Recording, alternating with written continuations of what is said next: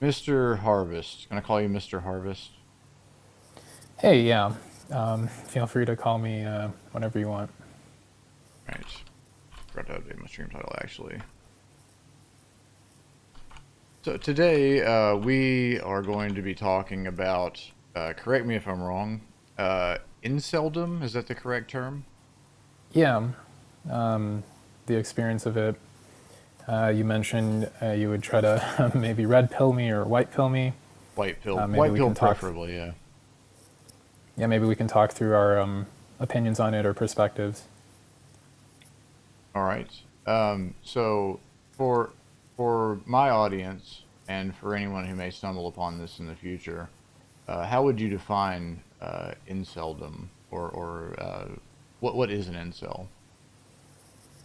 I think like definitionally, it just refers to people who are trying to get into a basically sexual relationship, but are struggling to do so or historically haven't been able to do so.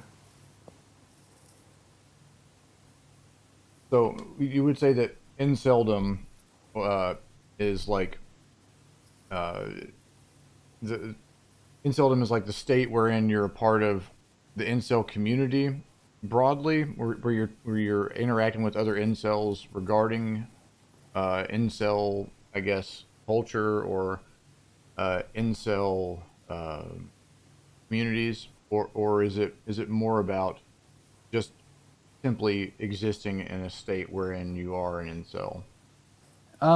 So I think the idea that being an incel is tied to being in the incel community is kind of, I think that's kind of a mistake.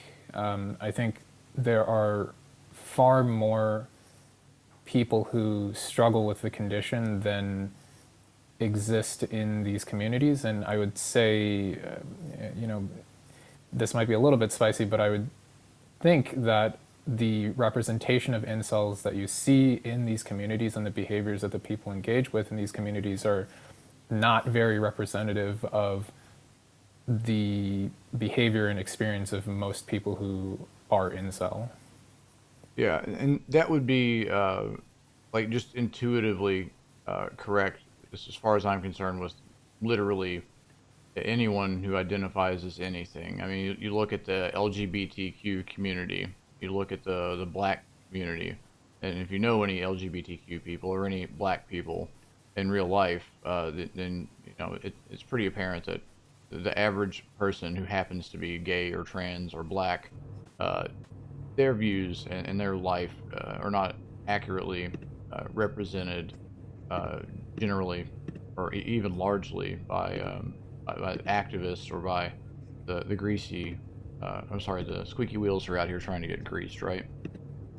So whenever someone tells me they are an incel or trans or black or white or cis or literally anything, I don't generally think that actually means a whole lot in terms of who they are, what they think, how they got where they are, or how they're going to get where they're trying to go. That being said, you do, or at least you did, identify as an incel at a certain point, and there is obviously a lot of ascriptions um, that are going to be tied to that. So I don't know if you, when you call yourself that, or when you called yourself that, you took that into account, or if this is something that maybe you kind of did without understanding what you were getting into. Well, no, like I still identify as this because it's just like true. I'm trying to get into a romantic relationship, but it's not working well, and it hasn't worked well for um, a very significant amount of time. Um, I don't think like I see what you mean that there is a maybe a degree of like disingenuousness that people exhibit when they use labels like that for themselves. But I think when I talk about inceldom and when I'm expressing like this is a state that I'm in, it's not so much to try to like piggyback or leverage any of the ascriptions that go with the label. It's more so to segue into discussing like what I think the genuine experience of being somebody that has this condition, what that's like for real, rather than maybe express like the caricature memes that you'd see in these forums of people talking about violence and frustrations and all of this stuff that are wholly unrealistic. Knowing like the sort of like pejorative connotations of the term incel, why would you continue to identify as an incel when you could simply say that you're struggling to get laid, or you're struggling to find a partner, or I feel like there's any number of ways you could go about expressing that in a more productive way. So the simple answer is I don't have like the social leverage or like brain capacity to come up with like a term that maybe fits exactly with my condition. But if you were to like plot where my experience falls and you like took the distance between those descriptions and the incel description, like the things that are associated with the incel condition, it's definitely closer to that side of things. Um, that's pretty much it. Like I'm sure I could come up with a term that would be like more accurate or something, but I just it's easier when talking with other people to be like, hey, look, there's this like sort of normalized information that you have when it comes to this label. Um, Start there, and then let me try to like break down some of the things that I feel are inaccurate. So, if I guess where I'm going with this is like, if you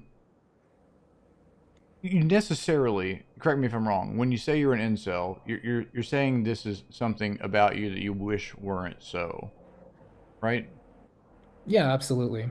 And it's not as if this is some sort of like permanent disability. It's not as if this is some sort of uh, like immutable characteristic of yours. It's not like a skin color. It's not like your height. It's not. It's not even something that I would say it's not even like being fat or being hairy. Like those are things that I believe it can be hard to do something about, but you can obviously, if you take the right steps, you can do something about those things. I would say that being an incel is something you could actually end at the snap of a finger. It could, a stroke of luck, or being in the right place at the right time, or simply just having an epiphany could be all it takes for you to no longer ascribe this label to yourself, right? So I think that that is true for some of the characteristics that are associated with incels, but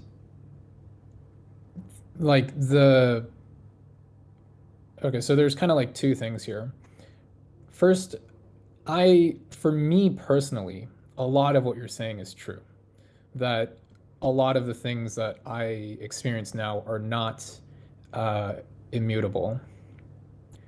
But the if we're talking about incels in general, what you're saying is like not true for a lot of incels, that a lot of these things are relatively immutable because they are so strongly linked to even some of the examples that you just raised. For example, height, appearance, even ethnicity has a pretty strong impact there. So it isn't as simple as just changing your mindset or changing how you engage with that experience. A lot of it is much more deeply rooted. I think I almost entirely disagree with that, and I'll tell you why. I think that whenever you group yourself with other people, whenever you collectivize for the sake of advocacy, which I think would be a big part of whether you're doing it intentionally or not. What I view what you're saying here is, um, some people are incels for different reasons, and I don't want to just dismiss the things that got them where they are and say that these things don't matter, or that they should just get over it, or they should be optimistic and positive, because some of these people actually are kind of just fucked. Like they're not actually going to be able to overcome whatever it is that's preventing them from getting what they want out of life. Um, so I could go down a whole branching path of, well, if you're truly fucked, if you truly can't do anything about it, if it actually is an immutable part of who you are, what good could ruminating on it ever do? What good could identifying as this thing, wearing it on your sleeve, and making it your identity do for you? I feel like this could do nothing but cause you to waste even more of your precious time on this earth. But I'm not going to go there. Where I am going to go is to say that, uh, by collectivizing, and this is addressing you personally, by collectivizing yourself with these people, by taking on their cause, by being their charge or their champion or whatever, you're putting yourself in a position where that is one of the things that's keeping you where you're at. It actually is preventing you from doing something about your own condition by advocating for the position of people who actually can't leave the position. Does that make sense? I think I think I understand what you're saying, but I would disagree on this point, which is I'm not like for me being an incel, and I think for most people who are incels, I think this is where we get into the thick of it. But I think for me and for most people who think that they are incels, um, we don't. It's not like it's not like a significant part of our identity, and this is where I think it differs from the kind of like online caricature of an incel. Like I've seen the video with I think it was BuzzFeed or Jubilee or one of these really big kind of I don't know variety shows or something like this on YouTube, and they brought on this guy that like he was like I'm an incel and let me tell you all about my insane misogynistic takes on society. Let's go. That isn't really an incel, and it's further. I mean, it was further demonstrated by the fact that he lost some weight and then got like a really attractive girlfriend and then just kind of fucked off from the community, I think, or maybe he's still in the community. I don't know. But this is like that's not what an incel is. I'm not trying to champion the cause of um, like the sentiment in the online communities. I think the goal of I think the like true goal of say for example the content that I've produced, I would say uh, Coach Blackpill, I believe is his name, also is kind of in this category. I think Incel TV is probably in this category, and the same with like Face and LMS. Of course, I'm not as big of a creator as they are, but I think the like actual underlying goal for people like us, I would say, is we're really trying to provide information for people who have struggled with um, something like relatively elusive or subtle in their life, and they're not really sure why their expectation for how they should be experiencing life or how they should be treated by society isn't matching up with reality. And um, no matter who they ask, no matter where they turn, all the like advice that they find online, etc., everything seems to tell them like, hey, like you got to change your mindset. You got to be more confident. You got to take a, go take a shower, etc. And like these things will help. But fundamentally, there are things that are just, you really can't change them. And the goal, I think, is to help people who suffer from inceldom um, realize that a lot of what they feel or what they expect is rooted in a delusion, and that when that delusion clears up, they're able to more astutely, more with more clarity, kind of look at the situation that their life is in, and then make decisions with a bit more intelligence. Okay, that makes sense. And I suppose that is a pretty reasonable and targeted approach towards addressing like a subset of the problem. Um, do you believe though that the delusion, as you say, that people are kind of lost in, uh, is okay? Well, I guess I want to address the dissonance here. You say that there's a lot of people for whom it isn't a delusion, like they actually are kind of a lost cause, right? Uh, Yet those aren't the people you're addressing. I want to make sure I'm understanding that correctly. Is that right? No, no, no. So I think when you say somebody is a lost cause, what you mean is that they like there's nothing that they can really do to affect change in the direction that they like on basically this dimension of like trying to find a romantic partner or sexual partner. Right. Um, I am trying to address those people. I mean, this is very similar to my own experience. Despite, arguably, I would say I'm much more fortunate than a lot of people, other people who are kind of in the same state as me. Um, it is actually these people that I'm trying to address. And the clarity I'm trying to bring to, I think, what you have as a misconception here is that the majority of people, when I say majority, I mean like probably by a multiplier of like 10, um, the majority of people that are these kind of like you can't help them cases, they aren't the like unhealthily engaging with the online rhetoric of incel communities, that sort of character that you see being presented, whether it's in the news like Elliot Rodger, or the guy who that drove the truck or whatever in Canada, I think. Hmm. These are like this is like when Fox brings on a liberal and it's a professor that thinks like math is racist. That's not what a liberal is. I think that that's kind of the misconception you have, and I'm trying to like clarify that, I guess, I as a actually first point. I see where you're coming from, but I don't believe that is a misconception that I hold or have held. I do think that everything that you see in the mass media in terms of like a representative of any group or any class or anything is a caricature or is a straw man. One of these things, something like that.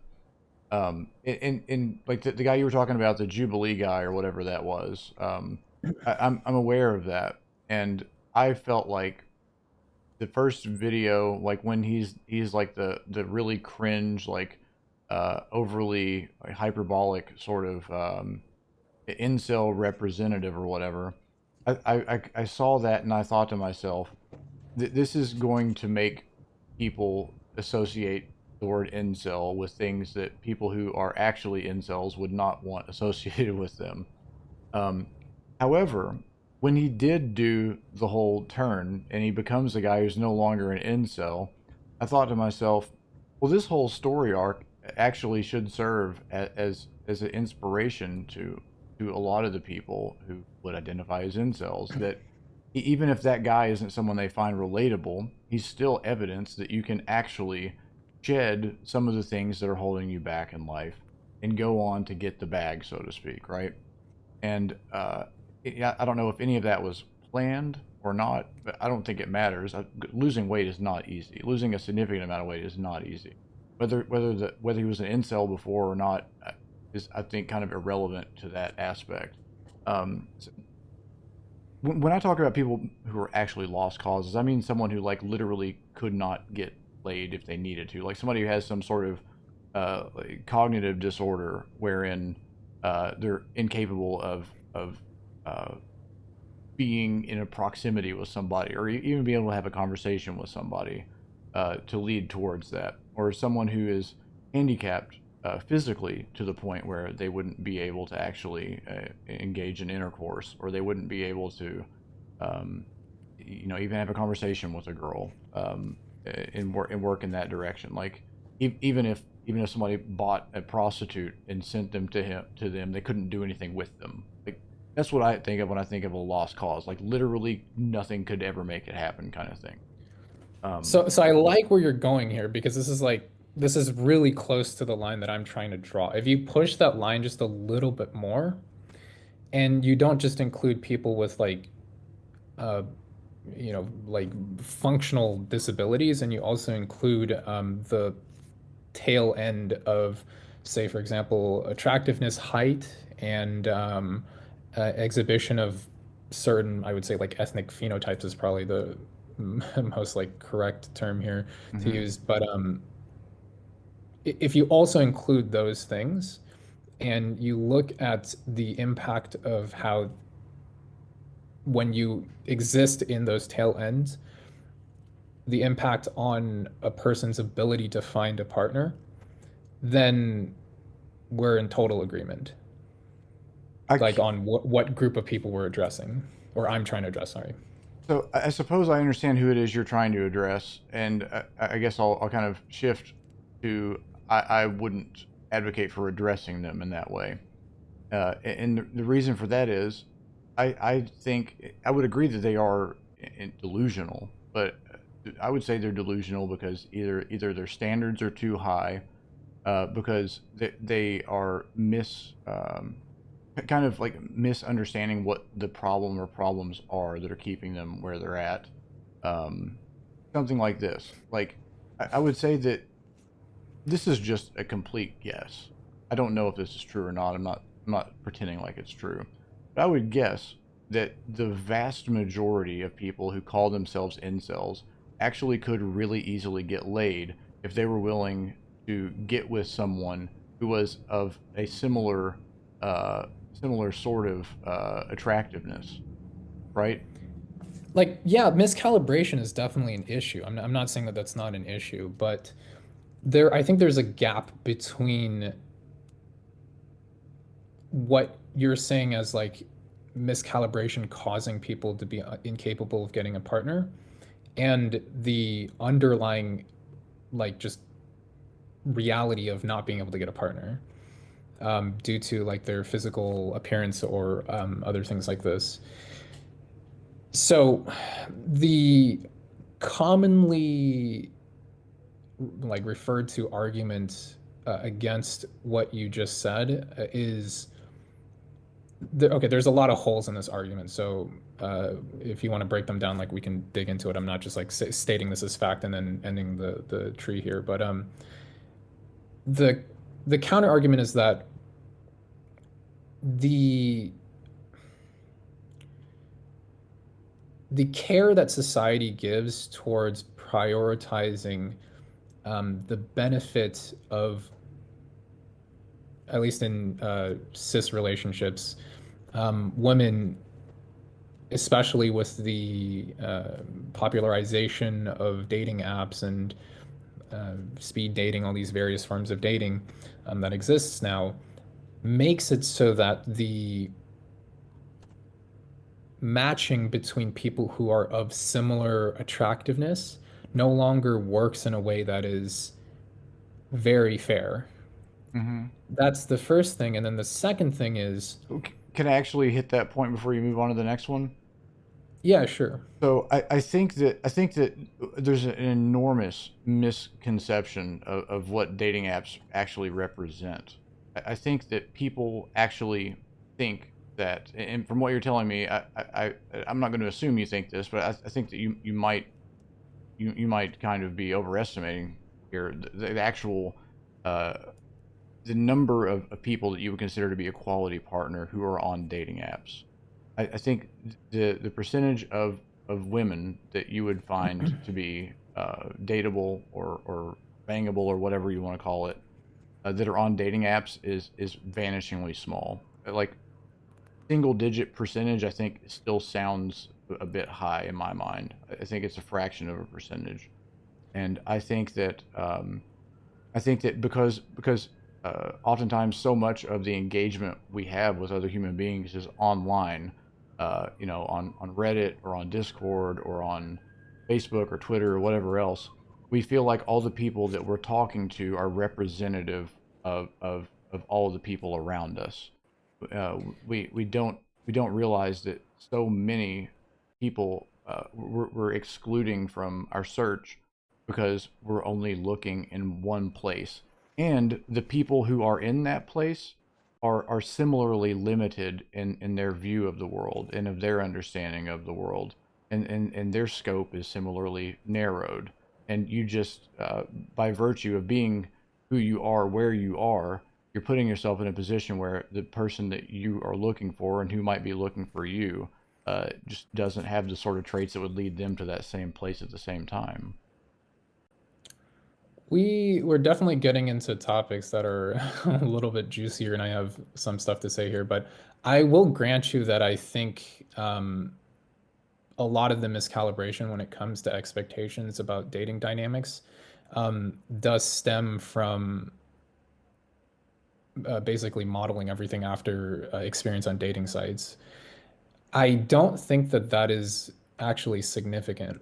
So the second thing I was going to say was one of the reasons why there are a lot of incels that I think are misconstrued when it comes to how people think about them is most people, when they think of incels, they think of this as like maybe there's a possibility like okay, maybe like hypergamy exists in some degree, and because of that it's hard to maybe get somebody that's at what you would consider to be your attractiveness level, etc.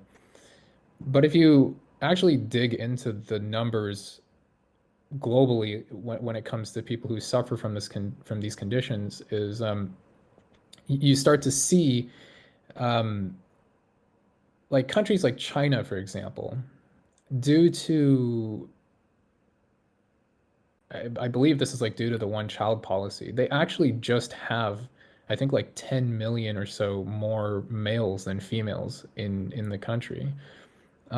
If you look at countries like India, if you look at the distribution of, like racially speaking, of incels, like in the West, I think most incels are ethnic, not actually white.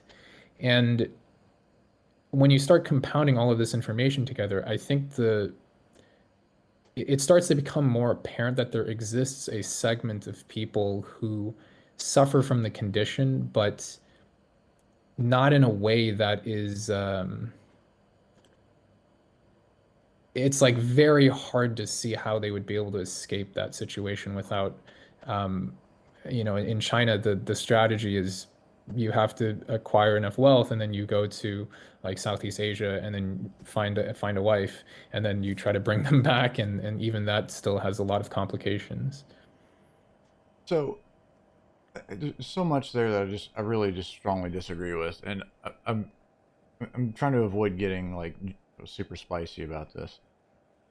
No, go ahead. Like I'm trying to break out of the I've been like staring at my computer for too long, so I'm trying to get back into the groove of pushing the line of abrasiveness when talking to people. Yeah, please do. Please rough me up.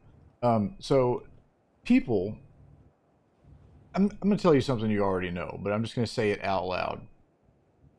Some of the ugliest, goofiest looking, most unattractive, most poorly kempt, ungroomed, tasteless, classless, fat, sloppy fucking assholes you've ever seen in your life are with really attractive women. A lot of them are short.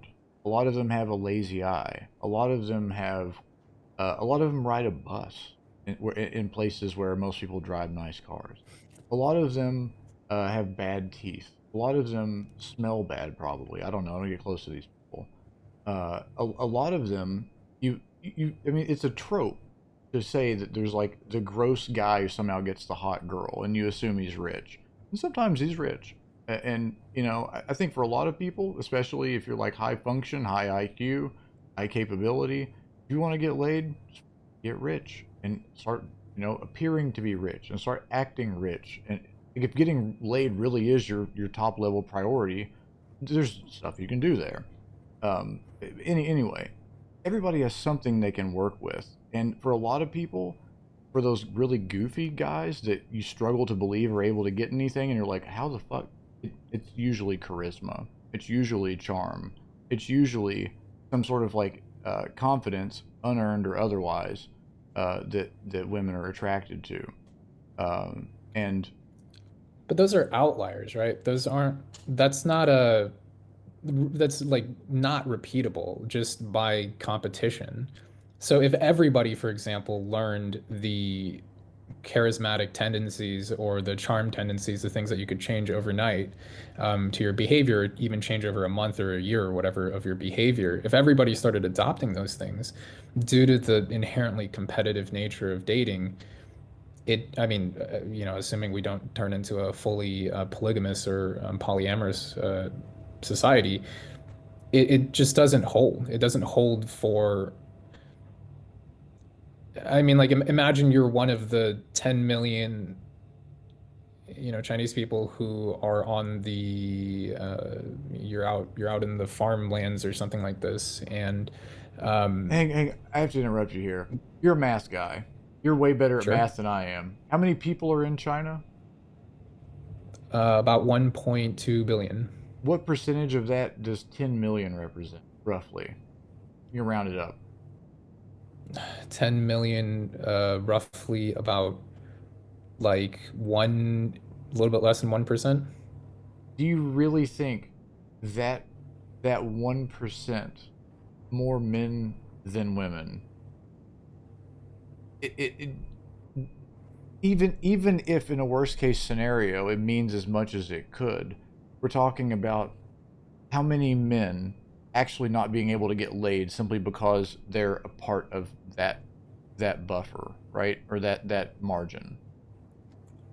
But no, so this is actually exactly where the thing is, right? I think this is where like the line, this is why I'm trying to draw the line clearer for you. It is exactly this like small percentage of people that the content I think that I make, at least in my beliefs and my own experience, and I think the content that the people I mentioned before make, it is really targeted at heart towards these people.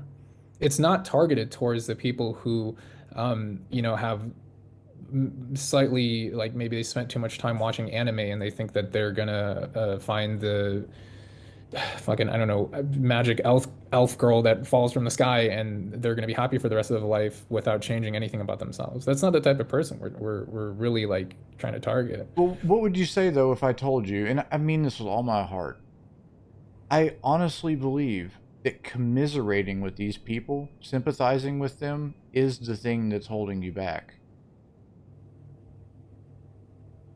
Why do you think that? Because you could invest this same level of effort in improving yourself, or not even just improving it, just improving your outlook on things, and that would affect the change that you would need in order to get what you're trying to get. Well, so my question then would be, do you think that most of us haven't tried that? I don't think you've Like the tried it the reason, right way. right? Well, so okay, then let me rephrase the question. Do you feel most of us haven't tried it the right way? I don't know about most of us because I feel like there's obviously a spectrum, and I don't know everyone who identifies themselves as an incel. I don't know many people who identify themselves as an incel. I've known one person, like, actually in real life, like a person I know personally who has identified as an incel, and I chewed him the fuck out when he said it. I went absolutely ape shit on this kid, and I was like, the number one thing that is most likely to ever prevent you from fucking getting a girlfriend is calling yourself an incel. It is degrading to yourself, is demeaning to yourself. Literally the number one thing you need in order to be valuable to a woman. And this might even go back to the times before language existed. And I would probably, if I had to guess, I would say it did or does, is confidence.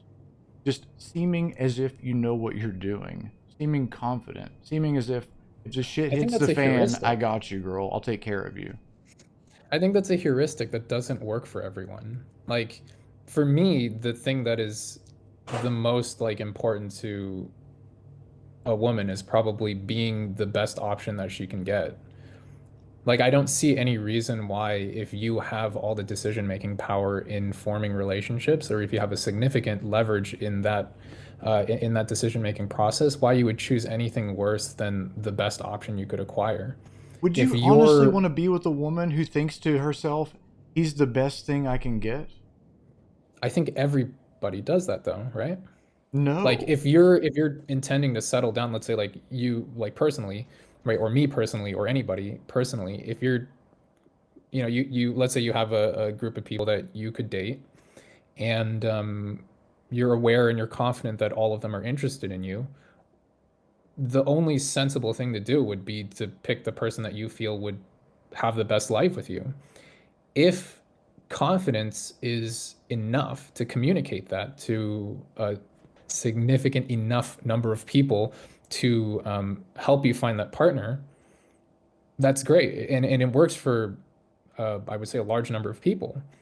But there are a lot of people that this doesn't work for, just simply isn't effective.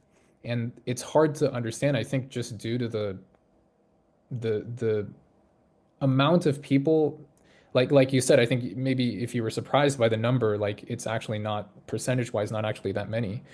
Um, I that understand that's the like, the excess number of the people who would fall into the group that is created by that small shift in percentage. I do get that, but what I'm really trying to say, I'm not trying to say that what I'm telling you I'm telling everybody. What I'm saying mhm. is everyone who can hear what I'm saying and everyone who can act on it automatically has an advantage over those who don't hear it or don't act on it. Therefore, knowing that a certain percentage of people invariably, inevitably can actually escape this condition, why not do the things that you could do to enact that change? Why would you not try to get out of the group and move on to the next thing? Oh, And no, no, we are all trying to get out of the group. People who are genuinely struggling with this condition, none of us are like, this is what I mean by I don't think most people who are incels are like on these forums.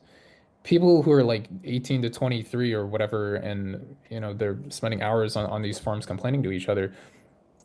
This is, you can hear this in the advice of the channels that I mentioned previously. They keep saying like, if you're in this age group, you shouldn't be spending this much time on these forums. You're not really the people that we're trying to target, or you're not the type of person that this advice really applies to. You have time, you have the ability to go and make those trials and make those attempts, and still be considered like socially acceptable in doing so.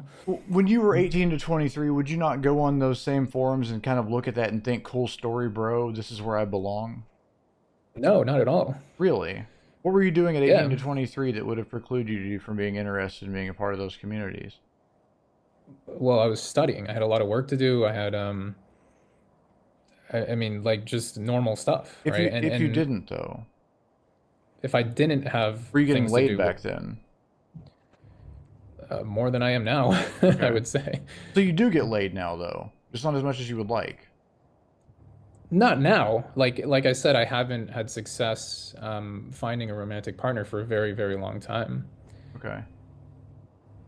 So, okay. Back when you used to be able to get with girls, and I'm not trying to like ascribe your intent here. I don't know if you were trying to be like a fucking like prolific like bang boss, like you just want to go around fucking everything that moved. I don't know if you just wanted to, you know, experience different types of women. I don't know if you were looking for a soulmate. I have no idea. But whatever it is you were trying to do, you were having some level of success in the sexual marketplace or whatever. What do you feel like was different then that you no longer have access to, or that you couldn't like put the lightning back in the bottle if you wanted to? In terms of things that like are different, I mean, for sure, one of those things is like just time, right? Like I'm way older than I was back when I was still studying. Um, I mean, there's been a dramatic shift in the way that people engage with dating today. I think there's I mean, there's so many things that you could talk about.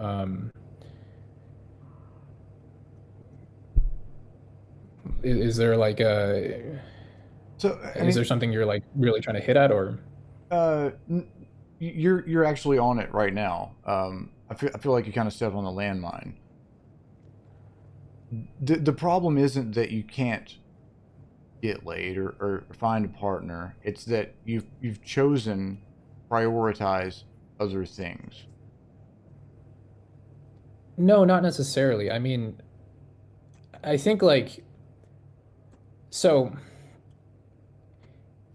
This is actually one of the things that I have been trying to figure out how to say without getting canceled is for a lot of people who struggle with inceldom and are relatively young, I almost feel like this is sensible advice where you set a deadline for yourself where if you've reached a certain age and you still haven't been able to find a romantic partner, have sex, that you should go and experience sex through like a safe acquisition of a prostitute. I think that this is like, and there are countries where I think it's legal and that that's much more institutionalized. So I think that these going through with that is a lot safer. But To what end, the though? point What there do you is think? Okay, go ahead. so the point there is that it's not that not being able to have sex is like the key issue, Hmm. right? This is kind of why I try to focus more on the partner side of things, like romantic partners, sexual partners, as opposed to saying like the goal is to have sex or get laid. I understand that for some people, or for a lot of people, I would say the experience of having sex does or can make a significant difference in their outlook on life, which is why I feel like the advice that I'm trying to formulate there is sensible. It sounds to But me like it's kind of analogous to like saying I'm asexual, but I'm going to identify as a member of the LGBTQ community in order to commiserate with other people who have other sort of like atypical sexual orientations. well, no, so if that was the case, then I wouldn't consider myself an incel. Because I think part of, and I said this earlier, is that like part of being an incel is that you are searching for a sexual partner.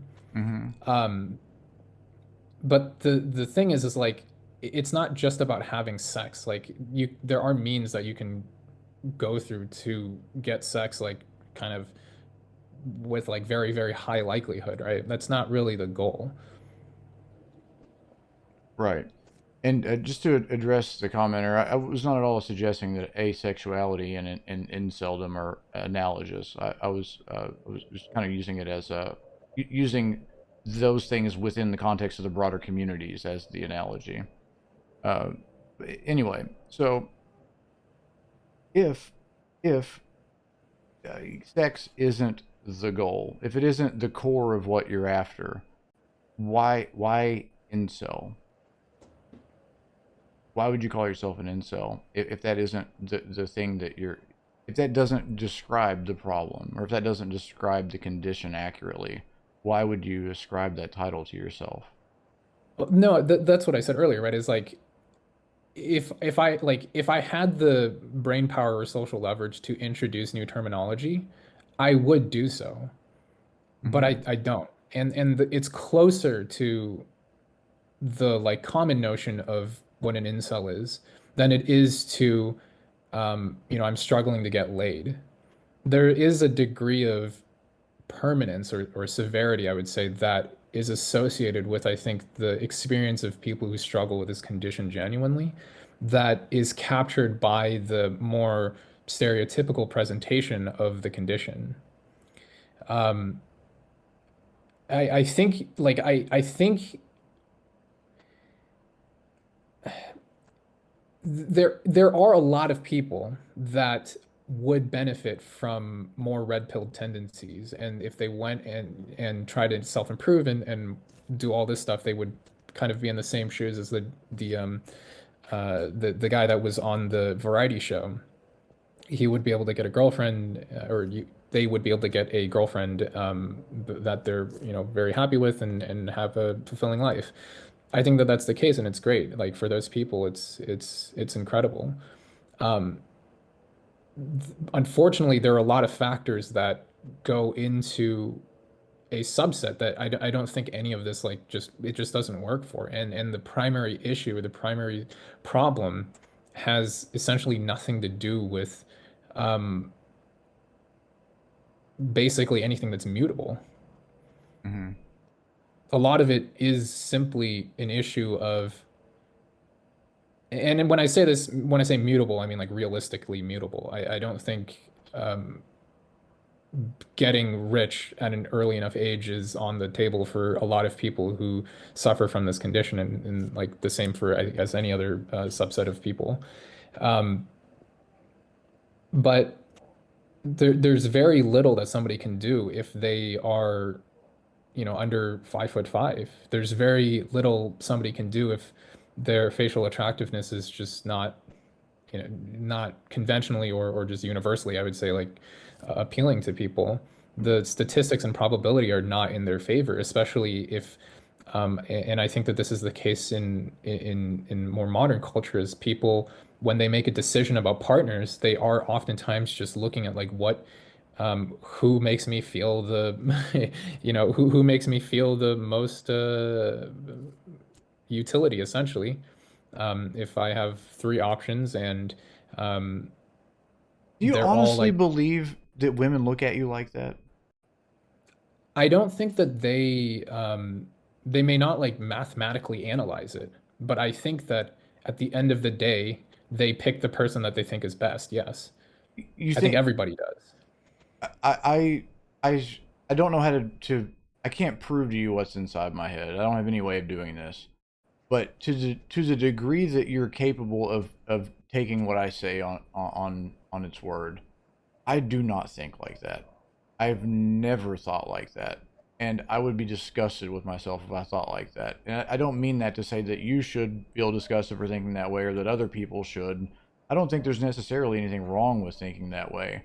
But the way that I live my life and the way that I conceptualize my potential partner's view of me, or at least what I would hope they look at me as and for, um, that's untenable in my view. Yeah, That like long term it is. I mean like the initiation, right? Like for the I think the problem that most people who struggle with inceldom have is not or I'm not sure if this is the case, but like we haven't even gotten to the point of like maintaining a relationship. It's just like opening the door.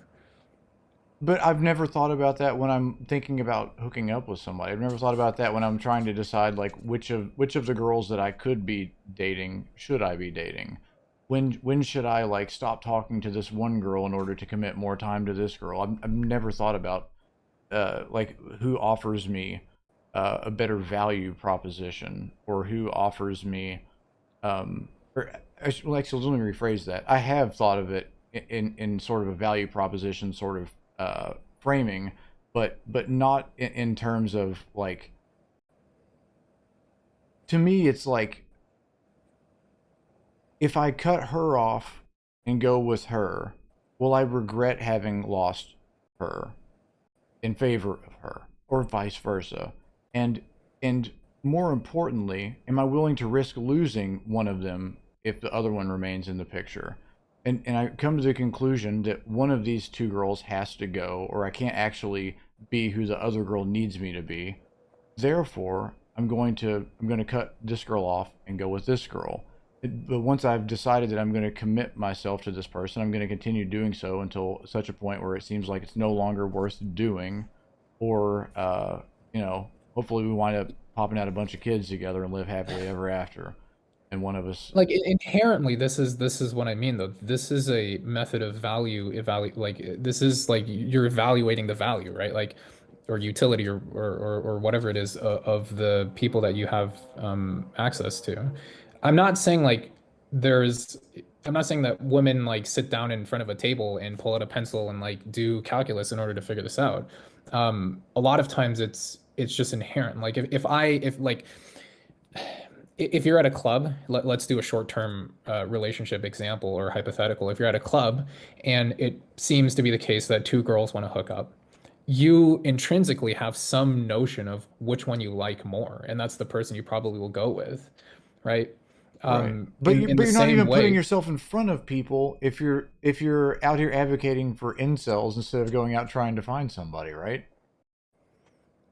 um, I mean, You're like in the vault talking about how the upper world is like this wasteland that's full of mutants and all this other stuff. We shouldn't even go open the door and look at what's out there because we're fucked and we're gonna stay in here and eat this freeze dried food for the rest of our meager existences, you know? You're being a vault dweller. Don't be a vault dweller. Just go out so there and that's fucking like kill something. that's not even true. Like I do try to go on dates. It's like it's not that's not really like the thing here, right? Like I when I make these videos or I express these opinions, this is just like a genuine belief that I have. This I'm not like You gotta like weld the door shut behind you when you go out. maybe. I don't think that like honestly, I don't think that most people who like it's not something that for me personally, and I think for a lot of people who suffer from insultum, it's not something that we're not like trying to fix, and that we're using this as an excuse or a crutch, and we just go and complain about this like for hours, and then that's it. I don't think that that's the case, and instead, if anything, it's usually we're trying to improve our situation. The reason why for me personally, I think it's worthwhile to express like my thoughts and I think for some of the creators as well that I mentioned earlier, the reason is because we genuinely think this like helps people. That you know Helps you them what? can say that again. Helps them what? Helps them in what way? Helps them. Well, so here's an example. Let's say you go to a store and you're trying to engage with the clerk and you're getting incredibly negative treatment from the clerk and you're trying to be very courteous and you see that the clerk is behaving normally to everybody else um, and you're like what am I doing wrong, right? Am I doing something wrong? Is there something incorrect about my behavior that's eliciting this type of behavior that is so different from the treatment that they're exhibiting towards other people? I mean, you can beat yourself up like about that forever, but one of the things that I think is good about the like a more black pilled comprehension of things is that you just go, oh, I see. Okay, this might not be something that I can affect. I shouldn't like think about it that much. It's, get in, get out, and then be good, I and don't think don't that's a black like. pill. I think that's a white pill. I mean, I don't know. You could call it whatever you want, but like the underlying sentiment is like sometimes the treatment that you receive in society is just due to the fact that you're not good looking or you're not like you're not as tall as people would think is normal. And when that happens, you will receive like negatively biased treatment. And I think that it's good to not delude yourself into thinking there is something that could have been done or that you could do in order to affect change in that dimension without like, being really rich or famous or something like that.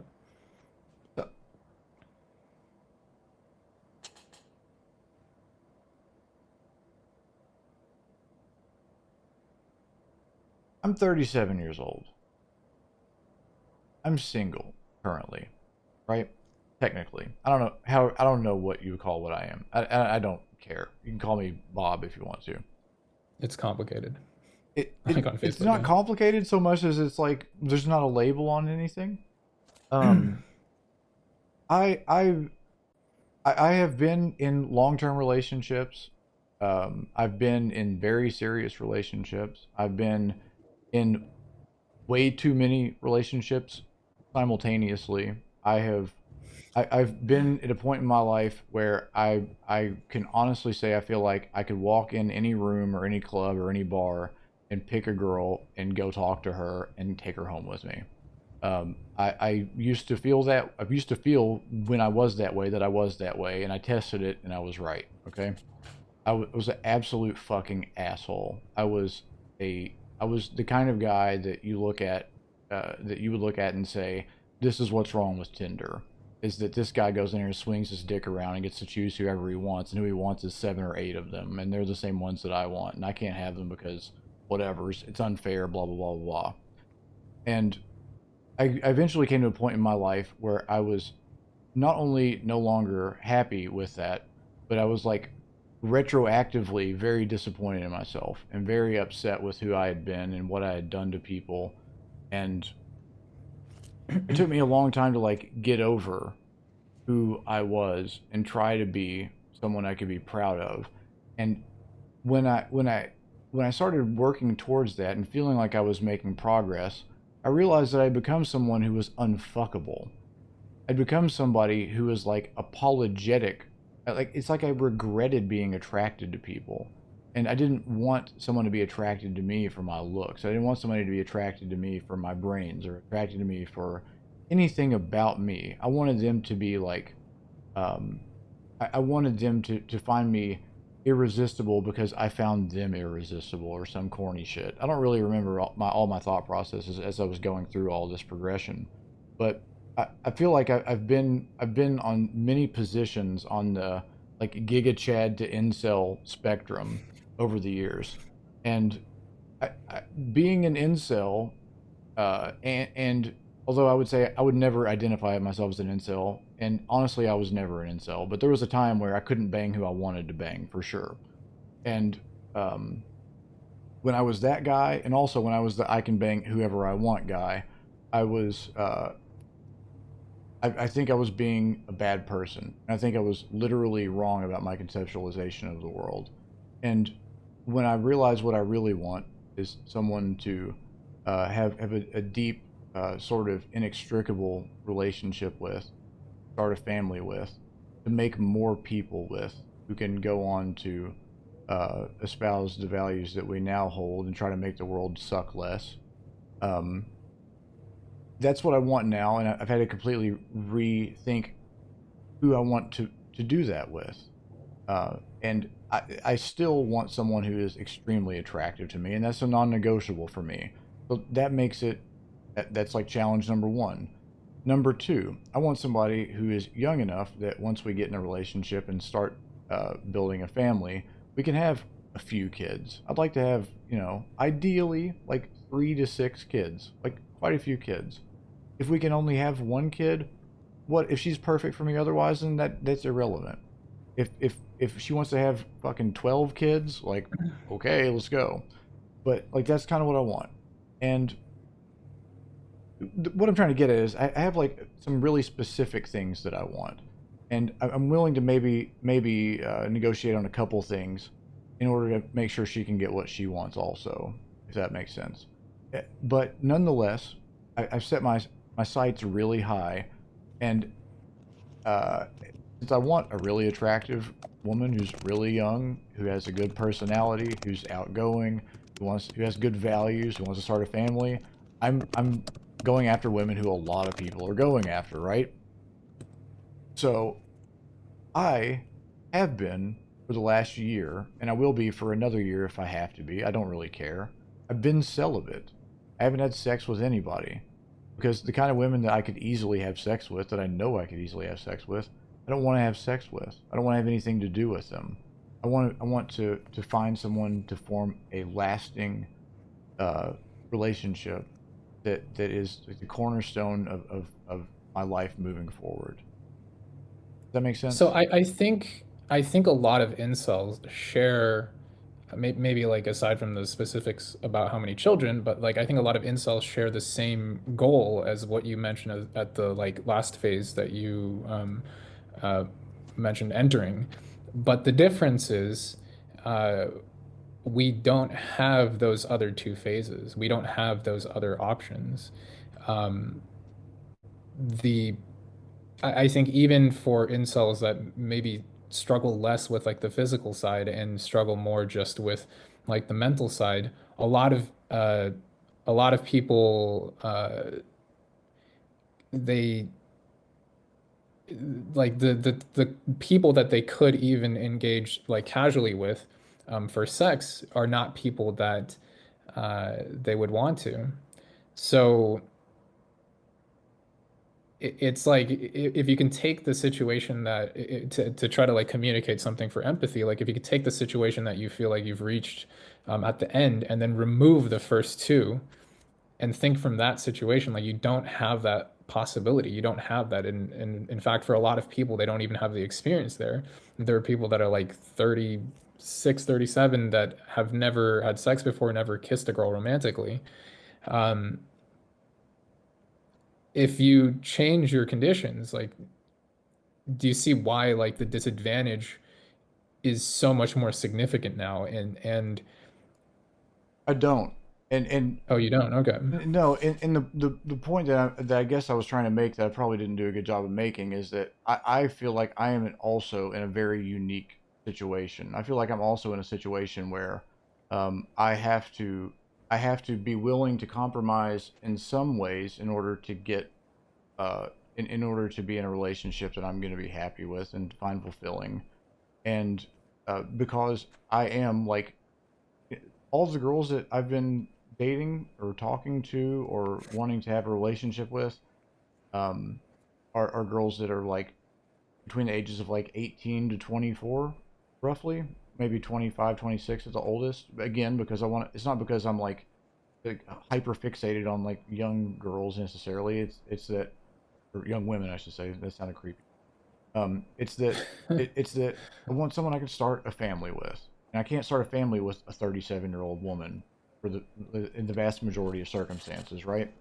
So I have a huge disadvantage in that I want something that is challenging to have, and in order for me to, in good faith, be in a relationship with someone who's much younger, I feel like first and foremost, I have to be someone that they're happy to be in a relationship.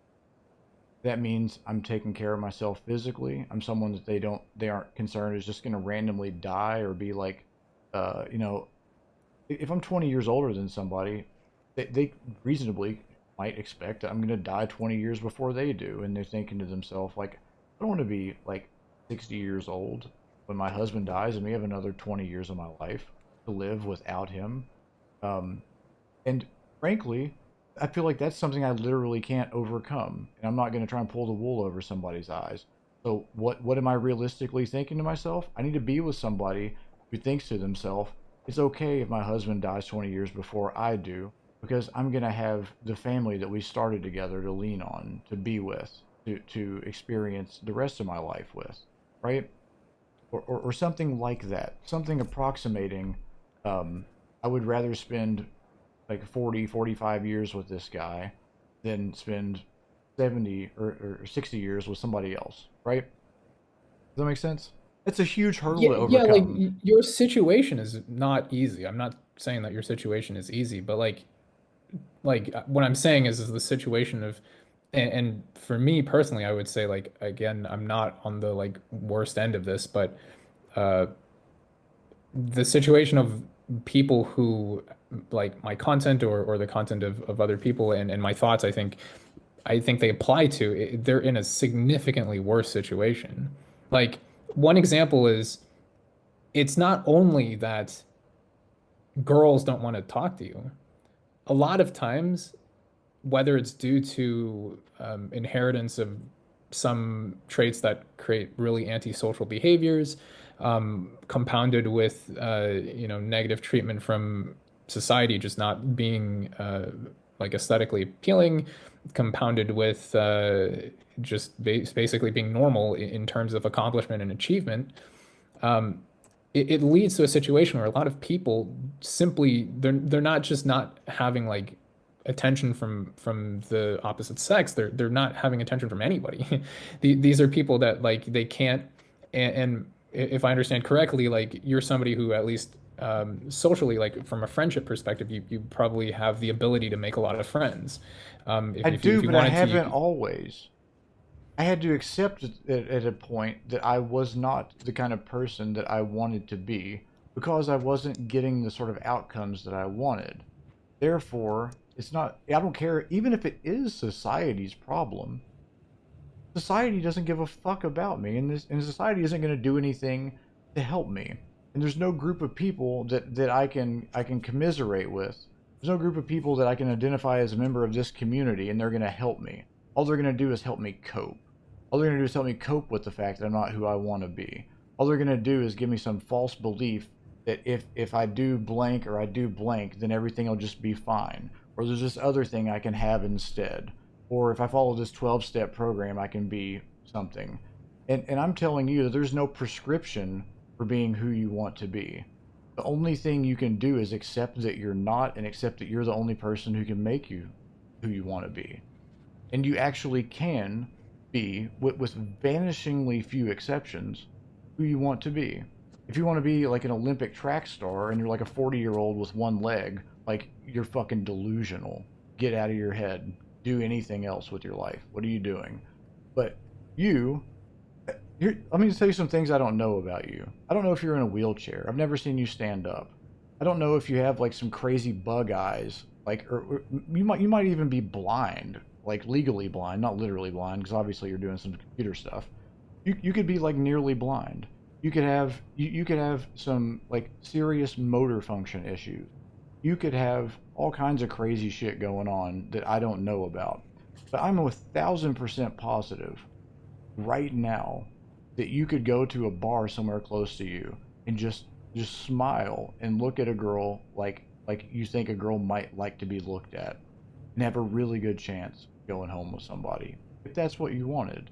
If you wanted to find a sweet girl that you could actually have like conversations with, and maybe, play chess with or something like this. Maybe spend more time at cafes. I used to go to Starbucks all the time. I met more quality women in a Starbucks in a small town in the middle of Kentucky than I have met on every dating site I've ever been on combined. And I'm not exaggerating. I would sit and just, like, if a girl looked at me kind of nice, I'd look back at her kind of nice. If she looked at me and smiled, I'd look at her and smile. I never like started anything. And I I wasn't. mean, arguably, this is I think the gap that is very hard to bridge for in terms of like communicating the experience. Um, and I will grant that like there are a lot of people on like maybe closer to my position that I think are like stupidly extreme towards this side where they will cite me, Steven Pinker papers and ABCDFG on genetic psychology and tell me that it is like physically impossible for them to make any change in their life because their futures have been predetermined 1,000%. And um, Aren't those people the lost causes we're talking about, though? Like, no, they're they're so not. A intelligent. lot of these people, no, They're a lot of these people aren't the lost causes. These are people that have the ability, the potential to make a fairly reasonable effort and affect change in their life that would grant them the ability to achieve the happiness and at least with regards to romance that they're looking for. But you're paralyzed. You, not you, them, and maybe you. I don't know. You might actually be paralyzed by your ability to rationalize things rather than just saying "fuck it." I'm just gonna go experiment. Like, you think I can get laid? Fuck No, you. like I'll show the you I can't ability get to laid, and then go out there and fucking accidentally do it or something. I don't know.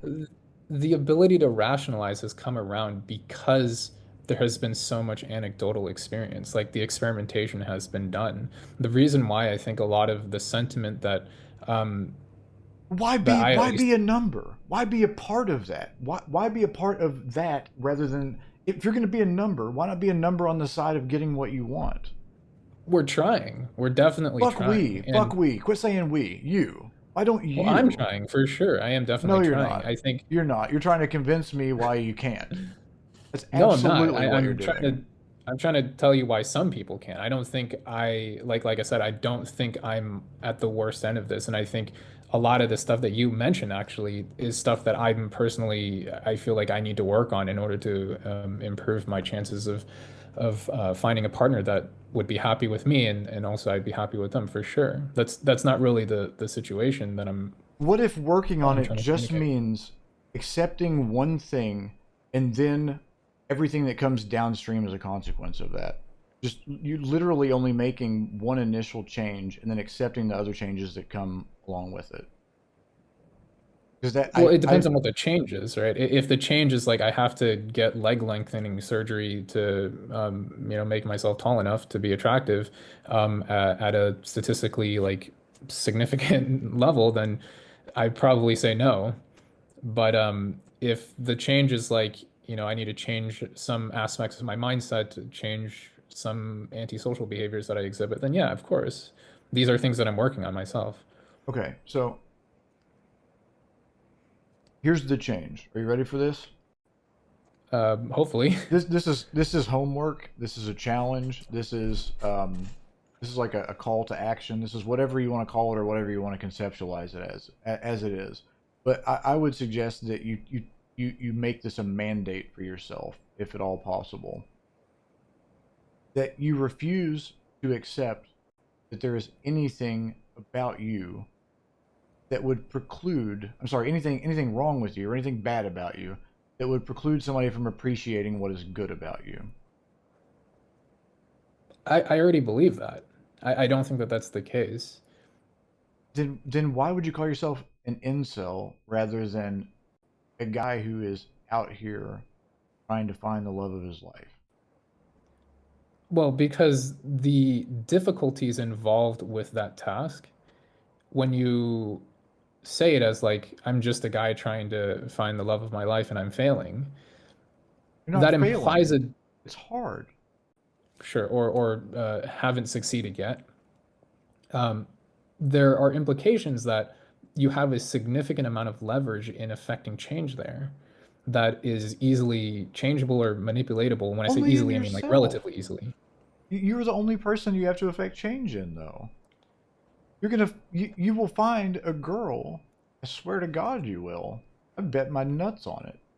If you affect this change in yourself, and then put yourself in a position where people can stumble upon you, someone will stumble upon you who really likes what they have stumbled upon. Yeah, that's definitely the hope. Like I'm That's just not, how it works, I anecdotally. agree with that. I'm not saying that that is not a strategy I am trying, or even people who I think are relatively black pilled don't try. We definitely, the ongoing goal is to, maximize your probability in doing this. That's not really the, or succeeding, I should say. Not That's not really the issue. The issue is that for a lot of people, and myself included, there are aspects that we struggle with that aren't changeable with any reasonable amount of effort. Without going into like, I'm not trying to like expose you here, but if you don't want to answer this, it's fine. But you're talking about these things that aren't changeable, and you've alluded to something about height altering surgery. Are you telling me that the thing about you that you have like this, I'm going to call it an insecurity because that's what it is. Insecurity about is your height. No, I'm like very average height. Okay. So that's not. I use that as like an example of something that a lot of people struggle with, Hmm. friends of mine included. Um, Let me ask you there this. are It's a really serious question, and I would appreciate a super concise answer to this if possible. Okay. If a guy is really short, do you think it's more useful to tell him it sucks that you're short? Here's all these studies showing that you being short is going to cause problems. I agree that you can't get who you want because blah blah blah blah blah, or I agree that society blah blah blah. Like, why would you do any of that instead of just saying, do you want to be the outlier short guy who gets to fuck girls or not? I mean, yeah, yes, absolutely. As a friend, I would tell them the second thing. Like, I try to be positive in terms of encouraging my friends and also myself. But I don't think people who have that mindset are people who are, well, for one, suffering with the things that they're encountering, and also they probably don't need the like removal of delusion from the way that they're approaching the situation. The goal of a lot of the black pilled stuff is mostly just like, hey, I think these are delusions, and if you blame yourself for these things, or if you feel like the world is unfair or something like this, stop. That's not what's happening. There's an underlying reason. It is nearly immutable for most people, and like you just have to accept it and kind of move on. That's kind of the goal. You're And basically saying sometimes like you want to give people end of life care for their sexual lives. It's like hospice. It's like in no, it's home not. like It's like controlled decline. it's just a dose of reality. It's like if you're struggling here, this is why. And I will admit that there is a degree of cynicism and sometimes humor that comes out of it, right? You see, I think there was a situation relatively recently of this very attractive kid who like drove a car and killed two people, and he went viral on TikTok, and people were like, "Free this guy! Like he's so attractive. There's no way he could have like had ill intent or anything." And this is a huge this is like international news because of how good looking he was. So there's definitely some humor that gets involved in this type of stuff. But if you think through just the core points that are being made, maybe I wouldn't go so far as to say like end of sexual life care, but there is like some degree of truth to what you're saying there. It's kind of like just this is reality. You have to accept it and move forward. How you move forward is up to you. But if you find yourself in a dark place, try not to motivate yourself or try not to form expectations that would contradict these aspects of reality because they ultimately are unhealthy. And a lot of times, when reading the sort of afterthoughts of people who have killed themselves, the the pervading reason is because they weren't able to come to terms with reality, and instead they were expecting something that was really senseless. A lot of times, this sort of miscalibration that you said earlier is part of it, where they're expecting to fall in love with the Stacy, whoever most attractive girl main character, and they can't because they're just not that guy. They're not him. That's the thing that they have to get over, is that they can't have the Stacy. But the answer isn't that sucks that you can't have the Stacy. The answer is fuck Stacy. Stacy's a bitch. Stacy's for normies. You're not a norm. You don't want a normie bitch. You want a cool girl. You want a neuroatypical or whatever the fuck the term is girl. You want somebody who is on the level with you that you can have conversations with. Don't be a fucking simp. Don't be a cuck. Don't be a pussy. Don't be somebody that Stacy would have any interest in. Because even if you could be, you wouldn't like yourself. Be somebody who's capable of being with someone you'd actually like and who would actually like you and you'd actually have fun with. 2 years ago, I was literally homeless. I was literally living out of a car, and it wasn't a nice car. And I was doing things I wasn't proud of in order to have money to eat. And it was cold, and I was uncomfortable, and I hated myself. I didn't have pride to not tell my family and the situation I got myself in, but I simply just kind of wanted to die and then find my body eventually, and just wonder what happened. That's kind of where my head was. Yeah, and sometimes you leave your car running too long overnight because you're trying to stay warm and the some like gap breaks in one of the tubes in your engine and you have to bring your car to the shop and it costs too much to fix. I totally understand that. But But um now, every single day, the most beautiful girl I've ever seen in my life calls me.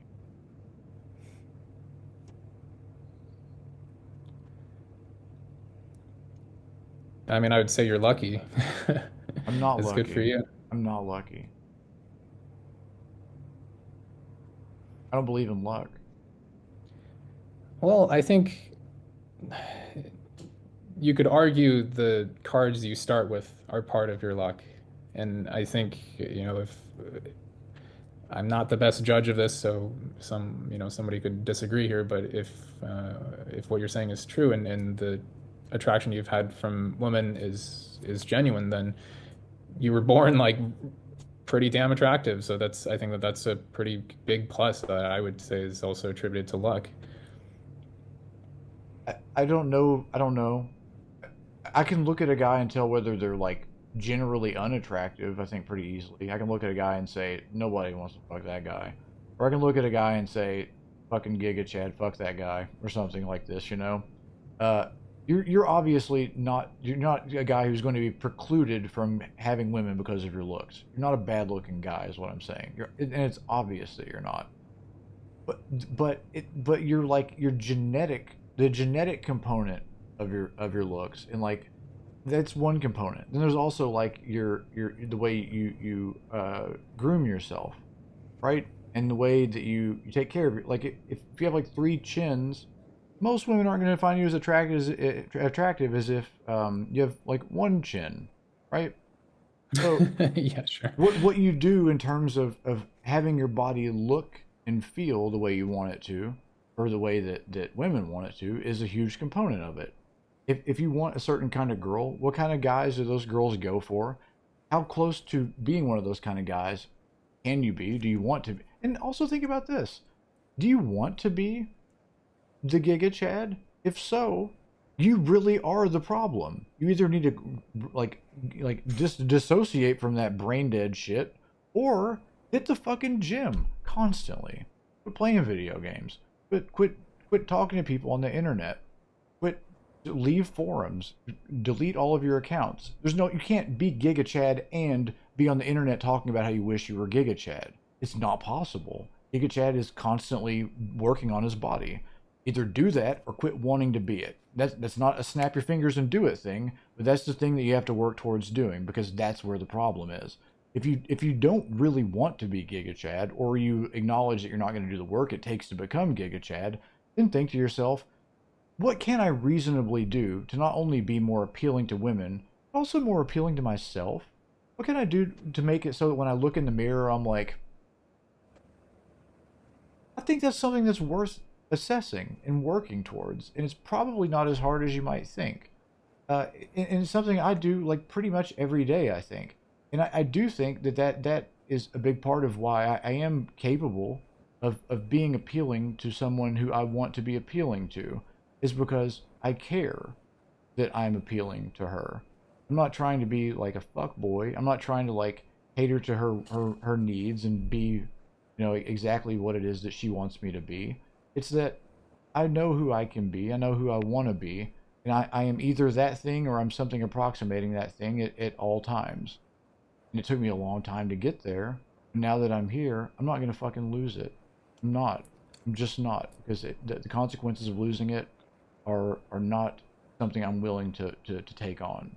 I'm going to keep being who I am, or a better version of that thing for the rest of my life.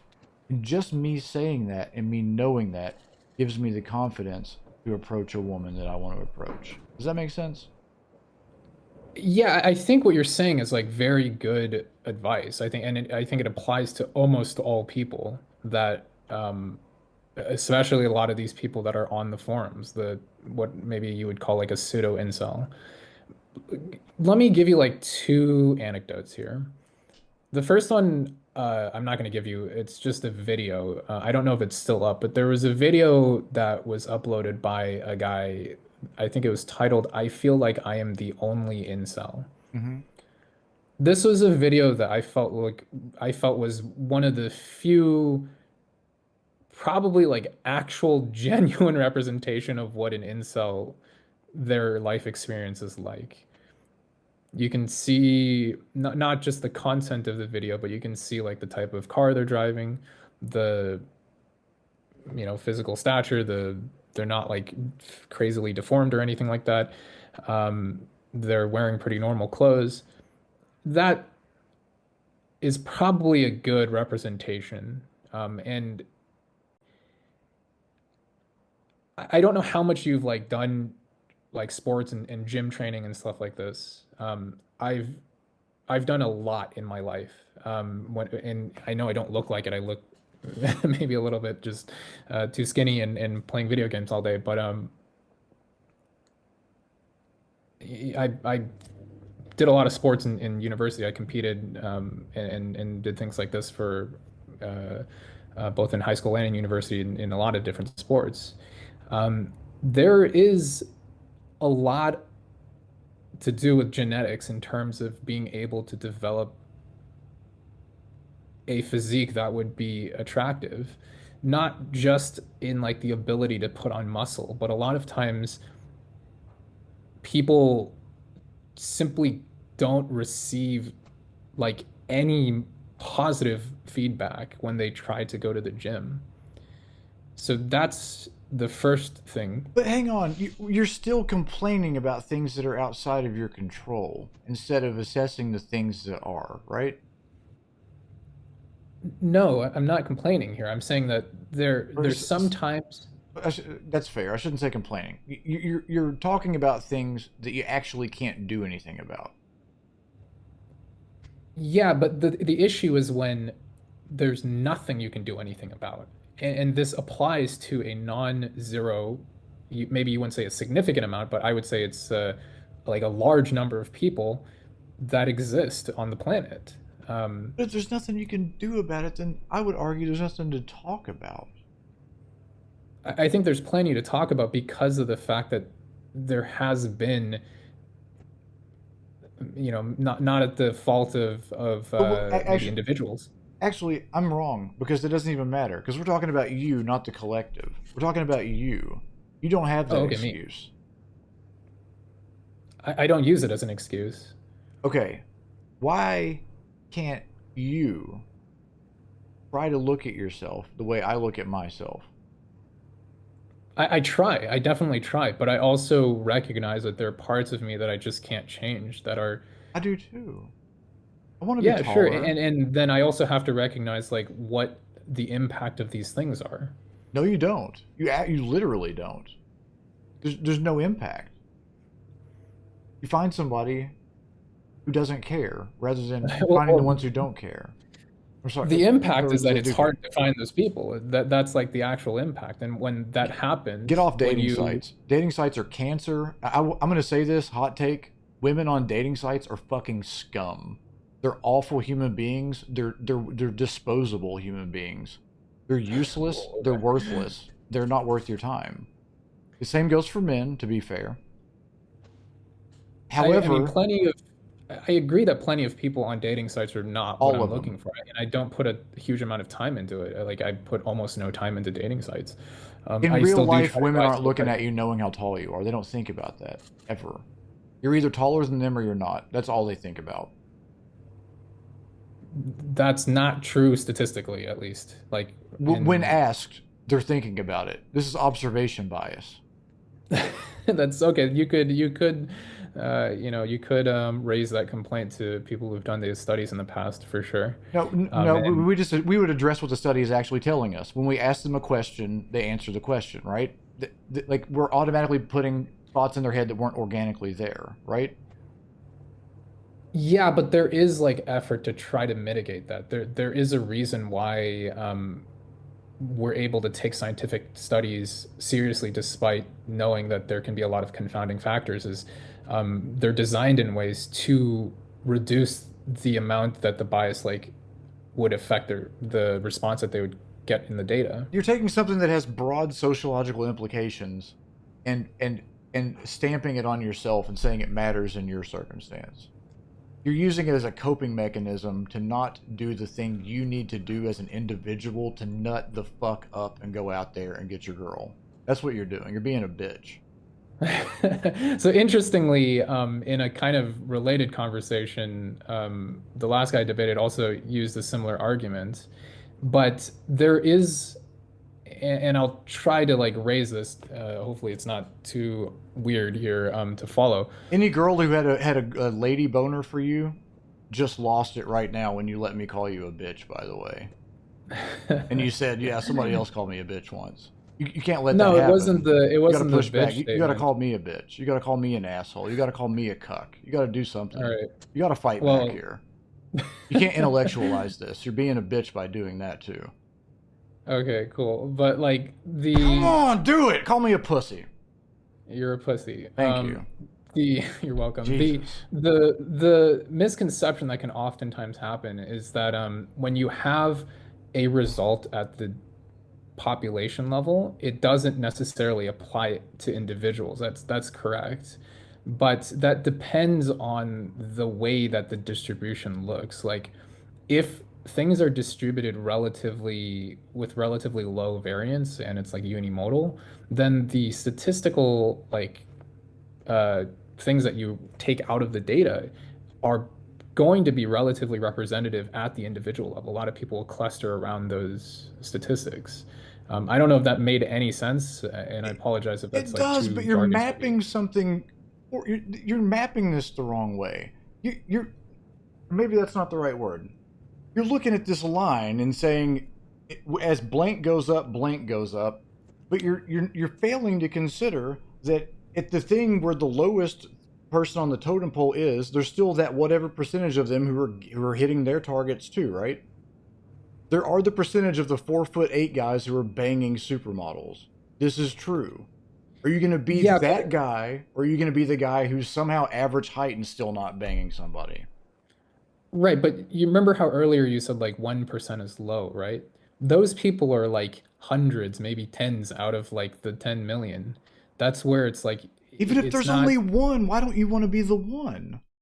We do. Everybody would like to be the one, but The difference between unfortunately, him like, and you is he doesn't care about the fucking numbers. and also maybe that person got very lucky in some way, but like There's no the such thing as problem is, luck, and you know it. uh, no, I totally believe in luck. You cannot be as scientifically minded as you are and believe that because something is outside of your control, there's variables that you can't change, right?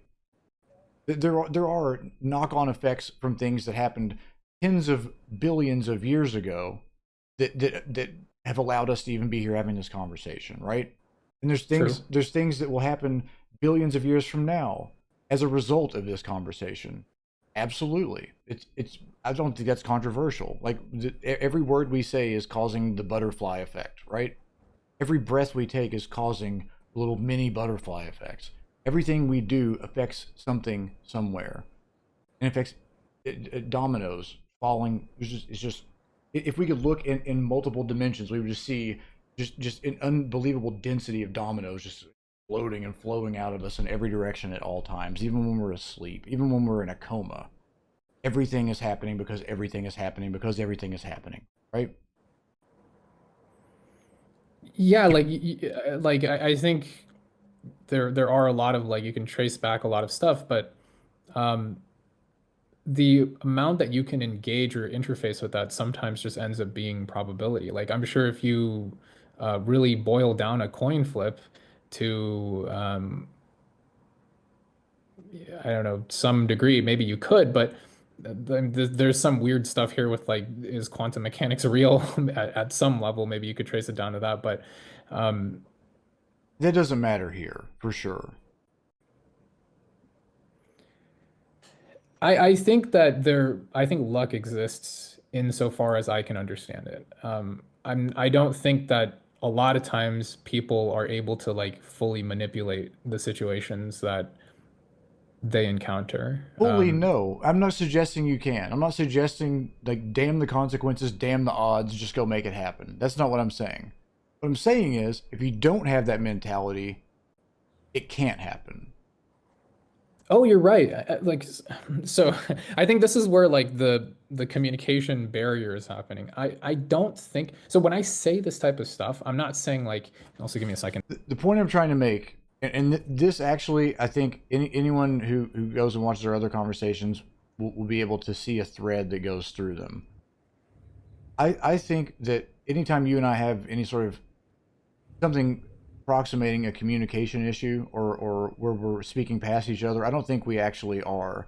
And I don't know. I feel like you might feel like we are sometimes, but I feel as if I'm trying really hard to say I'm trying to translate the things in my head into something that your head can interact with, because I don't use I'm terrible with language. I make analogies for things because I don't know how to be more specific about them.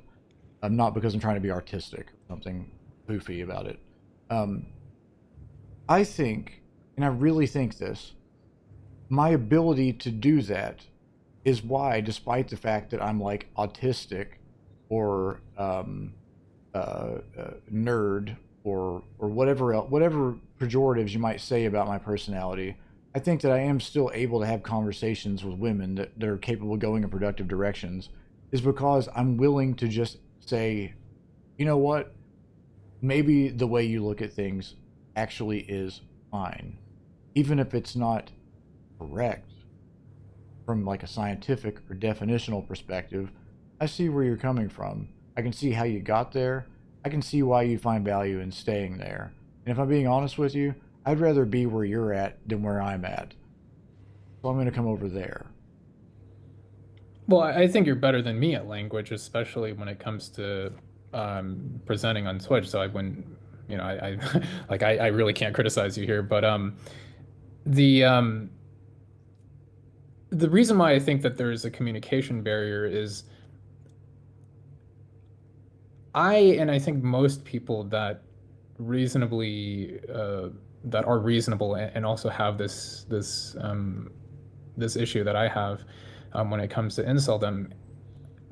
I think most of us are not really trying to use it as an excuse. Um, we're not really trying to like we're not using it to blame the world or it doesn't cause resentment or vitriol or whatever. We might get like irritated sometimes when um, I might pay money for something and then the service is shitty. Um, but in large, I don't think most of us like interface with this in a way that is so negative. I think the thing that I'm like hoping to communicate is that there is like a truth, I think, to what we're saying. Um, it is not healthy, and I agree with you that it's not There is, and healthy that was or my whole useful. point, is that it doesn't matter that it's true because it's unproductive. Right, right. And I'm saying it does matter that it's true because sometimes when you don't understand the truth, not sometimes, I would say almost all of the time when you don't understand the truth, and you try to affect change in things with an incorrect expectation or a poorly calibrated expectation, that's where the suffering goes from just being kind of a meme to like really being something serious. Suffering It's itself is cope. Don't suffer. Be stoic. Accept that bad things happen to people and accept that good things can be on the other side of it. And the quicker you get over the bad stuff, the quicker the good stuff can come. The quicker you become eligible for it. I agree with that in terms of ideal, but some people are genetically inclined to being way more neurotic than other people. In fact, in more modern research, But then um, they should be more proud when they overcome it. well, what I'm saying is that a lot of times it's not overcomable. There's some people, like for example, a What lot of about criminals you? have this. Me personally, I'm fine overcoming it. I mean, like I think I'm relatively able to sponge, I don't know, negative experience. So do it Um, and then start posting videos on your YouTube channel of like new you on the boat with the girl or at the place with the girl or on the couch with the girl or whatever it is you want to do with the girl. Does the girl want you to do it? I mean, What like could you do I that would be could better for these people? like so. First of all, like I definitely if I could make those videos, I'm down to make those You videos. can. I know a girl. I know a girl. I don't know if she's your type. I don't know what you're into. Who's like borderline supermodel. She's really fucking attractive. She's not my type, but she's most guys' type. Who likes guys like you? Who likes smart guys who are like kind of uh what's the word? Not especially assertive, I think is probably the best way to put it. Like you're not gonna try and muscle her up. You're not gonna be like chewing her out and telling her what to do and things like this. She's a ditz though. She's not going to be able to have intellectual conversations with you in any way, shape, or form. But she would find you attractive and fun. Would that be something that And you could live with? well, I would probably find her really good for making content. But like the point I'm trying to get across is we don't use this. I think most of us don't use this as like a crutch. Most of us think of this situation, the reason why it is effective and the reason why it is meaningful for people like us is because when you hope for something that isn't basically ever going to happen and that hope gets betrayed, that's where the suffering comes in, and that's what leads, I think, to a lot of the like hopefully I hopefully can say this word. I don't know what is like policy anymore, but that leads to a lot of like the suicide that happens, and that's ultimately the thing that we're hoping to prevent. That leads to the Why? situations, and it's not just well, it's because it's bad. Like we don't want people to kill themselves. A lot of times due to a misunderstanding. People will put themselves into positions that are totally unrealistic. And if they thought a little bit with a little bit more clear-mindedness, they would have avoided those situations. An example of this, if you want an example of this was posted on Incel TV's channel recently. There was a guy who uh, he accepted a date in the woods in a cabin with a very attractive girl, or relatively attractive girl. I don't remember the girl's appearance, but the presentation of the story was that she was way more attractive than he was. And he got murdered. He went out into the woods and got murdered. And one of the things that I think would be maybe not just a meme is if you think through the situation with an understanding that the likelihood of something like this happening is not very realistic. Don't go to the woods. Go ask them to go to a coffee shop for the first date. Don't just put yourself in a position that would really not be I sensible. bet that That's guy kind of would rather he died in the woods than watched incel TV videos for the rest of his life.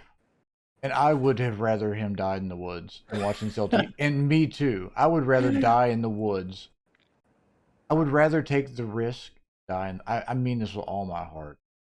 I don't want to watch cope videos about people justifying or rationalizing or otherwise just accepting their lot in life. it wasn't a cope video. These aren't cope videos. It's more like be smart. Don't do this. This is the reality. Like you have to understand reality and not, I think, don't try to go through life with like hopium to the level of diluting your decision making. I And agree that hopium is as bad as copium. Well, no, I don't. That's not true. I don't advocate for hopium. I guess is the point I'm trying to make.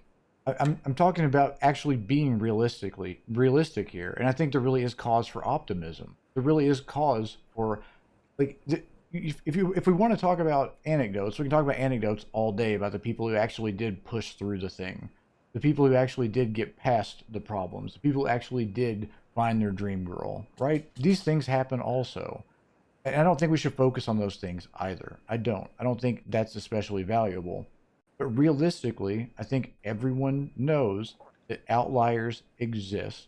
And we have to accept that we can be outliers at either end of the spectrum on most things if we work in those directions. We work in those directions effectively.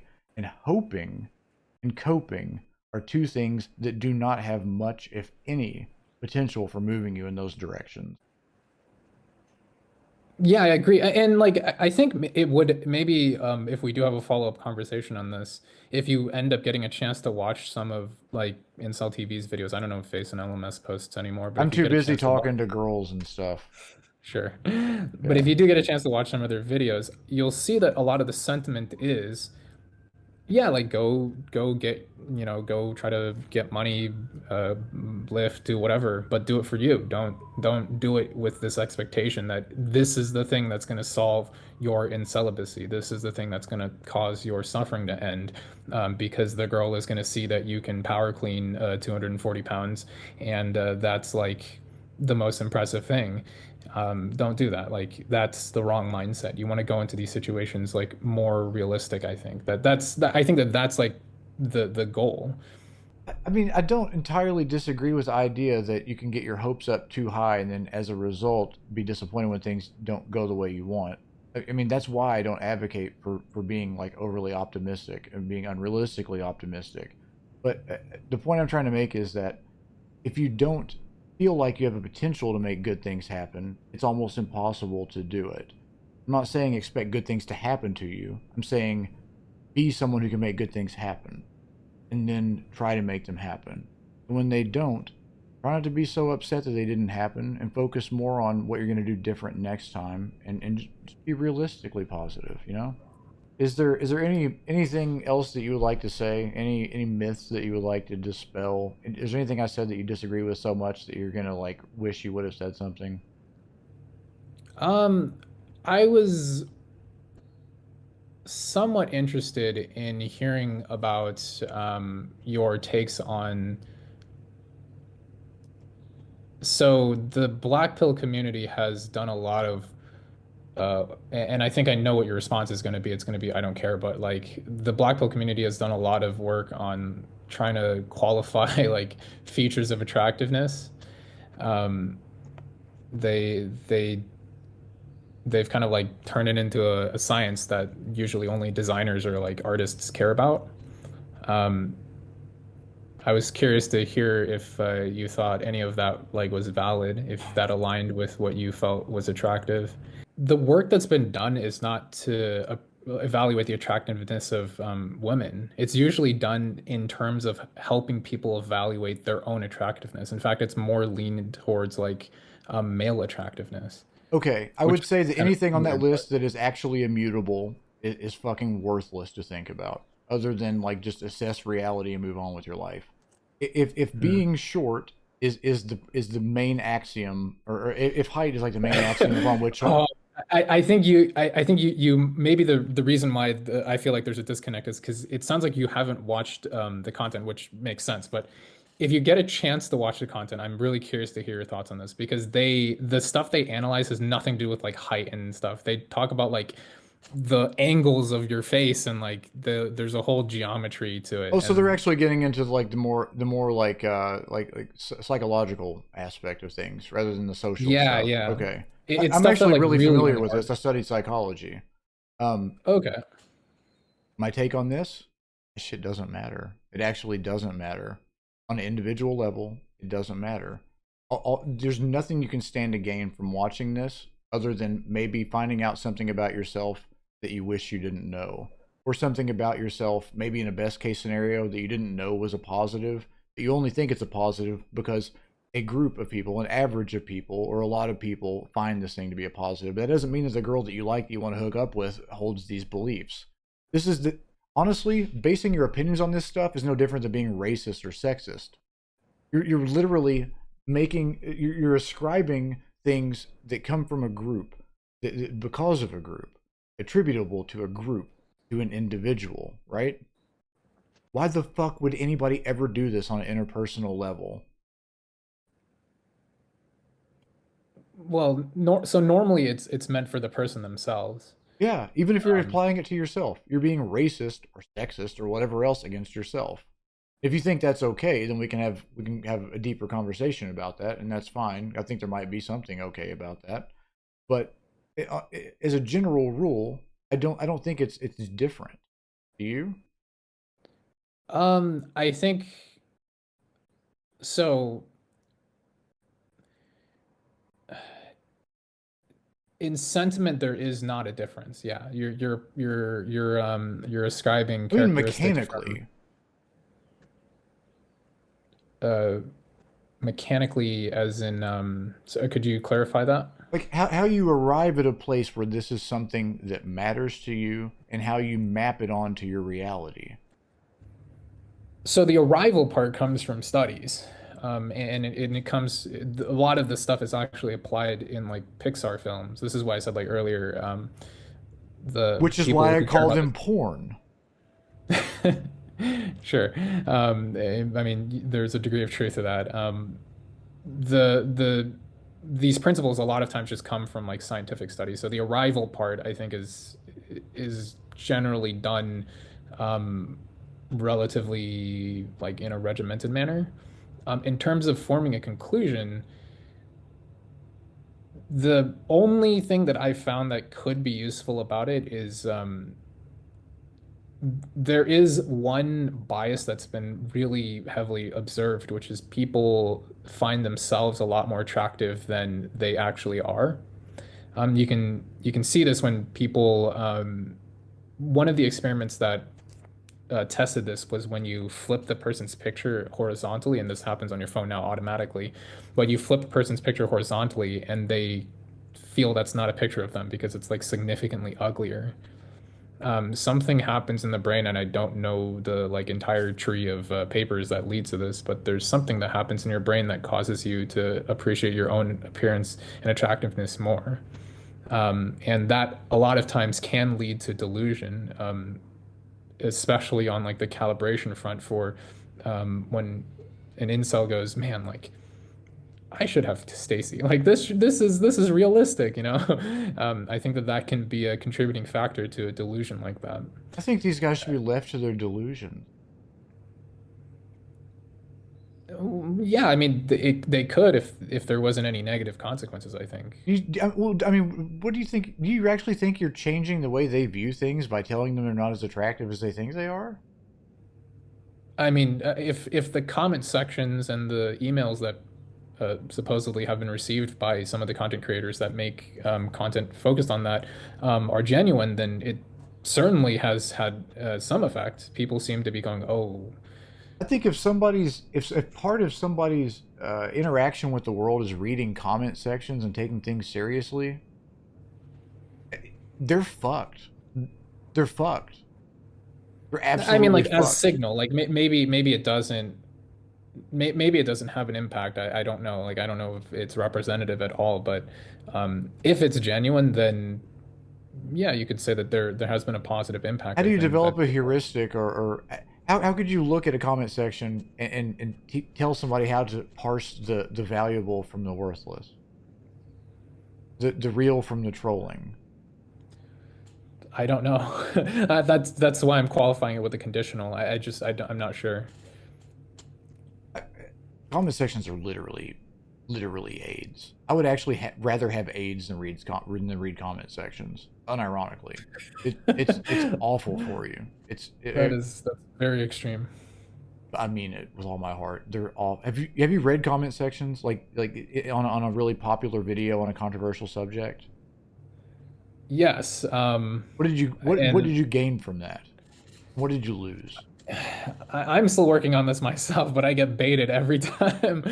This has happened to me on Reddit posts that I've made myself, where I get a bunch of comments that I don't really think make any sense. I mean, even in debates, this happens. I feel like I'm not too good at dealing with it, but Think about this. I can tell you something I know for sure about all the people in my little board community. So gay. My friends who are in the chat right now. I know each of them as an individual. Some of them more intimately than others, but I know that every one of them agrees with me on some amount of the things that I say. Probably a lot of it, or at the very least, they find me to be like something funny to watch and like laugh at all the crazy shit I say. I don't know. All I know is they find me agreeable enough to continue watching and being here. Not one of them this entire time has said anything remotely insulting or pejorative towards you. Not even jokingly. And I'm an well, I appreciate asshole. that. I troll people all the time in real life and on the internet.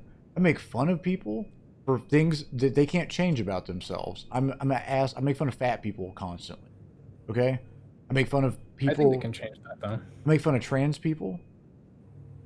That's a little bit harder, yeah. Yeah, you got to bite your tongue on that one to be safe on Twitch. Um, Yeah. I say a lot of fucked up stuff, man. My community is primed to do the same thing, and yet they haven't said anything fucked up about you. What does that say? Well, I think your community has a degree of integrity that's not commonly seen on the internet. No, they're also trolls. They troll me Well, all the time. um, Come on, dig deep. Be I don't honest with know. yourself. They've left under the bridge for a nice walk in the sun. I'm not sure. What Well, is the where are we going here? I'm trying to tell you, you can get the girl.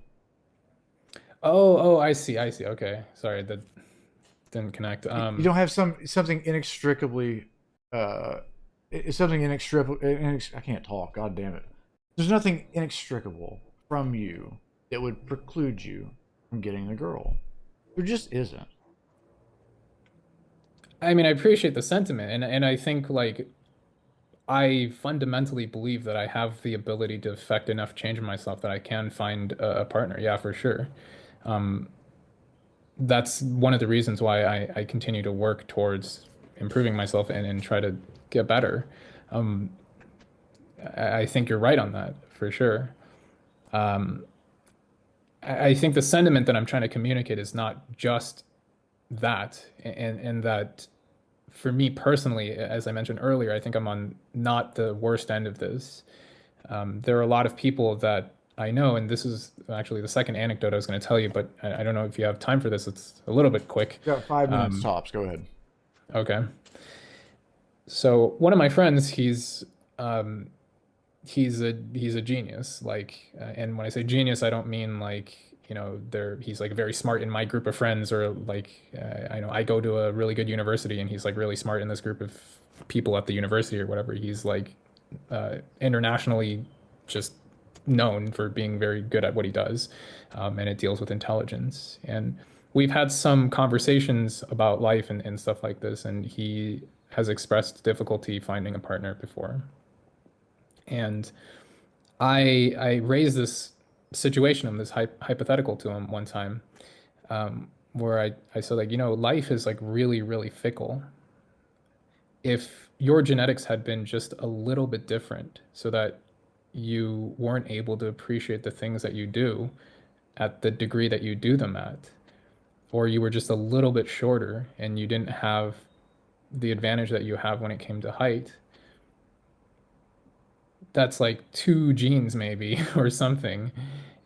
The experience that you would have in life would be so much worse. And it's the same for me. It's the same for a lot of people that lack some maybe inherent or socially, like widely socially considered valuable thing like attractiveness.